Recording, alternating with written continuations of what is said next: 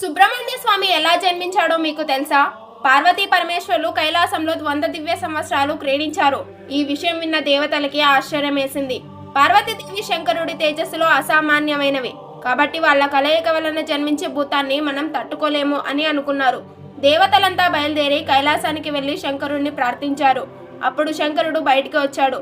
వారు ఆయనతో, స్వామి, మీరు పార్వతీదేవితో 100 దివ్య సంవత్సరాల నుండి క్రీడిస్తున్నారు. మీ తేజస్సు కనుక వేరొక ప్రాణి రూపంలో వస్తే మేమెవరము దాన్ని తట్టుకోలేము.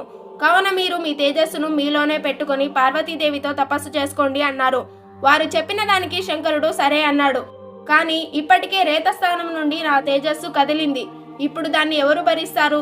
దాన్ని ఎక్కడ వదిలిపెట్టను అని శంకరుడు అడిగాడు.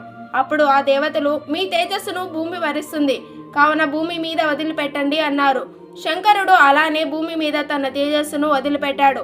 వదిలిన ఆ తేజస్సు భూమి అంతా వ్యాపించింది.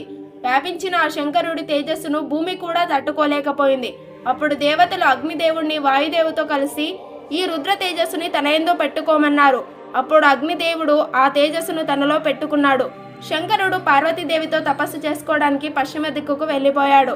అదే సమయంలో తారకాసురుడు అనే రాక్షసుడు తాను పార్వతీ పరమేశ్వరుల బిడ్డ చేతిలోనే చనిపోయేటట్టు వరం పొందాడు.